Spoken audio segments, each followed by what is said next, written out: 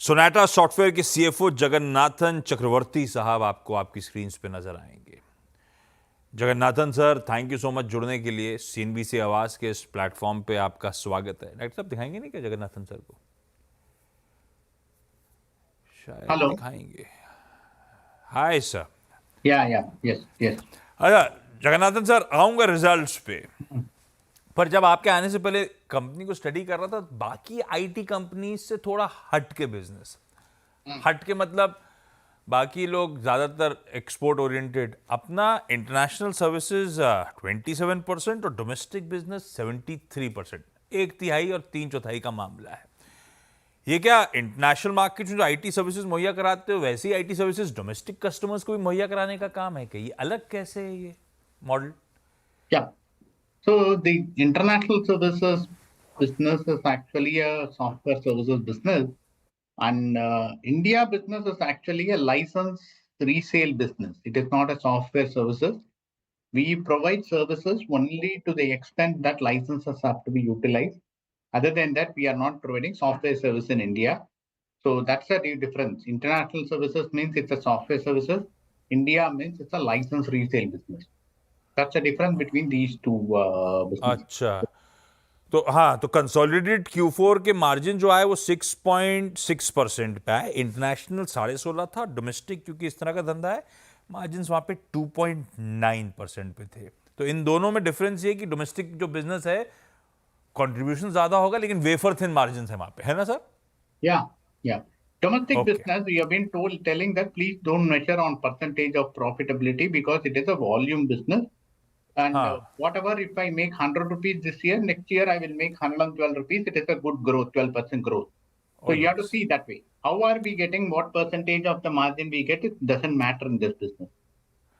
अच्छा अच्छा, चलिए अब Q4 की परफॉर्मेंस पे आते हैं। कमजोर दिख रही है। अच्छा, इस क्वार्टर में जितने मैनेजमेंट से मैंने शो में चर्चा करी, दिक्कतें हर जगह थी और सेक्टरली दिक्कतें होंगी आपके केस में, लेकिन डॉलर रेवेन्यूज सीक्वेंशियली 10% के आसपास का दबाव दिखा रहे हैं। प्रेशर ज्यादा नजर आ रहा है। क्या कारण है कि यूजुअल मार्च सीजनैलिटी के अलावा ऐसा लग रहा है और भी कुछ एडेड प्रेशर रहा है आपके क्वार्टरली परफॉर्मेंस में, तो सिर्फ सीजनैलिटी रिस्पॉन्सिबल नहीं है? क्या कारण है फिर उसके लिए? Yeah. This quarter, we had a dollar revenue on a reported currency basis, some 6.7% degrowth was there.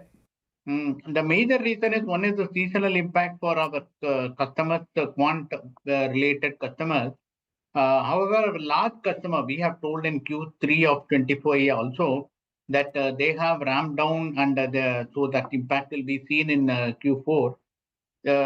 Actually, the impact was much more than what we expected from our largest customer. Hence, we are having a challenge in the degrowth of this quarter. And we also mentioned that the large customers and the customers, quant customers, will start rebounding in Q1 is what our expectation. With the information available as of now, we don't know what will be the changes coming in future, but as of now, we believe that the degrowth is stopped in Q4, and it will be a moderate to little positive growth come in the coming days. तो आसान शब्दों में Jagannathan sir आप कह रहे हो seasonality अपनी जगह, हमारा एक सबसे बड़ा क्लाइंट जो था उसका धंधा रैम डाउन मतलब धंधा रिड्यूस कर रहा था, कम कर रहा था, वो उसका असर था और उसका असर आपकी एक्सपेक्टेशन से ज्यादा पड़ गया आपके धंधे पे, इसीलिए ऐसा हुआ। अब ये रैम डाउन क्यों हो रहा था इसका धंधा, और Q4 के बाद आपने कहा Q1 से एक्सपेक्ट कर रहे हो बाउंस बैक, तो Q1 के कुछ दिन तो निकल चुके हैं, हालात पटरी पे आए क्या? इंप्रूवमेंट शुरू हुआ है क्या उस बड़े क्लाइंट से? No, it will start, at least the reduction will stop happening. How much of growth bounce back or it is going to be flattish growth? So that's what our expectation in Q1 of this year. So last year, the impact was because of the ramp down from the customer, and it impacted everybody who was providing service to them. So this was as per the expectation, and but now we expect नीचे graph expect the downfall or reduction to stop with Q4. Okay. ये अच्छा, एक तो ये Jagannathan sir एक ही client का issue था या ये थोड़ा बहुत अक्रॉस द बोर्ड ज्यादातर हो रहा है? क्योंकि अच्छा, बहुत सारे मैनेजमेंट से बातचीत हुई, सबने सीजनैलिटी को ब्लेम करा, पर समझ में नहीं आया कि कितना मैं सीजनैलिटी को ब्लेम करूं, कितना ट्रम्प साहब की पॉलिसीज, ट्रम्प साहब की अनसर्टेनिटी को ब्लेम करूं। कुछ हद तक तो उसका भी खामियाजा भुगत रहे होंगे सारे आपके ग्राहक, और वो फिर आप पे धंधा पर इंपैक्ट कर रहा होगा जो पर्कुलेट होकर आ रहा होगा। किस तरह का डिमांड एनवायरनमेंट शेप अप हो रहा है सर इस समय at present? So the impact for us in Q4 was seasonal impact and large customer impact. This was a major impact for us in Q4.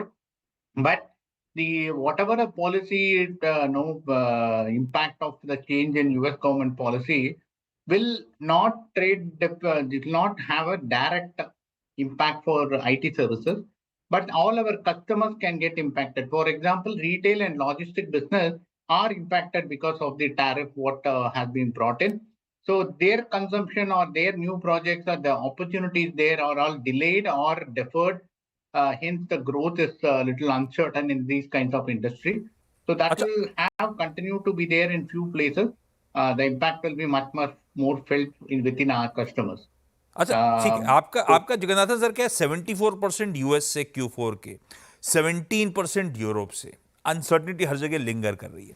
अच्छा, एक बार ये टैरिफ डील स्टिच हो गई, शायद वो विंडो 90 डेज की इस बीच लैप्स हो रही होगी इस क्वार्टर में, तो ऐसा है क्या कि सब कुछ हालात पटरी पाना शुरू होंगे? आप लोग ऐसा मान के चल रहे हो कि FY26 का सेकेंड हाफ वापस सब कुछ बाउंस बैक कर रहा होगा? ये एक्सपेक्टेशन, ये होप लेके चल रहे हो क्या? not able to comment on that now because of the lot of uncertainty. That is where we couldn't give a guidance for FY26 also. The reason is because there are plenty of factors, which uncertain factors are there. We have to wait and watch. As of now, whatever we stand with the information what is available with us, we believe that we will be able to will not have a kind of a degrowth in this quarter. But what is going to happen in future, it's not in anybody's hand. There are a lot of uncertainties. Hence, definitely know what will happen in future. I'm not able to comment now. Jagannathan sir, आपने जो presentation भेजी थी results के साथ exchanges पे जो डाली, उसमें लास्ट स्लाइड थी thank you the fastest growing firm in IT services in the next 3 to 4 years। ये कॉन्फिडेंस कहाँ से आ रहा है? Because we believe that whatever is done is uncertainty created, that actually gives an opportunity also for us. All threat of the in the business comes with an opportunity also, and our our book to bill is very strong. Our pipeline is very strong. We have invested in the latest technology like AI, agentic AI, Microsoft Fabric, and all these areas. I think we are very well placed to leverage all our investments, and also our pipeline and order book is strong to तो give us a confidence that in the next 3 to 4 years we will be the fastest growing oh IT very services good, वो company. Confidence important है। आप लोग confident रहेंगे तो share धारकों का भरोसा थोड़ा बढ़ेगा। एक लास्ट सवाल, इसी का फॉलोअप थोड़ा सा क्वांटिफाई करने की कोशिश। हमारा एम्बिशन था $1.5 billion of revenues bye FY27। FY25 में 1.2 बिलियन कर लिया अपन ने। CAGR देखूं तो अगले 2 सालों के लिए 11.5 पौने 12% का CAGR चाहिए होगा। थोड़ा बहुत Q4 जाते जाते डिसअपॉइंटिंग सा है। कॉन्फिडेंट कि वो 1.5 बिलियन के टारगेट 2 साल के एंड में अचीव हो जाएंगे? So the entire purpose of having a target is to actually focus on being a top quartile growing company in the IT industry. That's our purpose. Why we gave the objective and all these things. Considering this uncertainty and what of various other factors that is come into play, we wanted to continue to be the top quartile growth company. So that's the focus area. These targets are a derivative from that. So considering that we don't want to specifically cover this on what is this particular target, but we have very clear that we will be focusing on being the top quartile growing company. Top quartile में रहेंगे। देखते हैं कैसा environment shape up होता है। वो 2027 and के targets achieve होते नहीं होते वो अपनी जगह पर, वो डायरेक्शनली उधर जाने का मन। खैर चलिए, Jagannathan sir thank you so much जुड़ने के लिए। ओम कैपिटल राजेश अग्रवाल सर जुड़ते हुए। राजेश सर, सोनाटा सॉफ्टवेयर कैसी लगती है आप लोग को? देखिए, सोनाटा सॉफ्टवेयर की अगर बात की जाए तो नंबर्स बहुत शानदार आए। बावजूद इसके कि इंडस्ट्री की हालत बहुत उतनी अच्छी नहीं थी, एक्साइटिंग नहीं थी। बॉटम लाइन में अगर आप देखो तो क्वार्टर क्वार्टर 9.5% के आसपास का जंप आया, और इंटरनेशनल बिजनेस में भी बढ़त थी 5.6% की। 14 नए कस्टमर ऐड किए।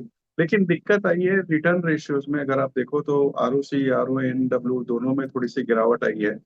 कॉस्ट मैनेजमेंट इन्होंने बहुत बढ़िया करी, ऑपरेशनल एफिशिएंसीज बढ़ाई। मैं समझता हूँ कि कोई गिरावट में खरीदारी करनी चाहिए। गिरावट से मेरा मतलब है मौजूदा स्तर से कम 8 से 10% की गिरावट अगर आती है तो खरीदारी करनी चाहिए, क्योंकि आईटी के माहौल इतना अच्छा नहीं है इन्वेस्टर्स के लिए, जहां दिग्गज कंपनियां भी स्ट्रगल कर रही हैं और अच्छे वैल्यूएशन पे मिल रही। ब्यूटीफुल, ठीक बात। ये है सोनाटा सॉफ्टवेयर पे ओम कैपिटल का राजेश अग्रवाल का व्यू। क्विकली छोटा सा ब्रेक, ब्रेक के उस पार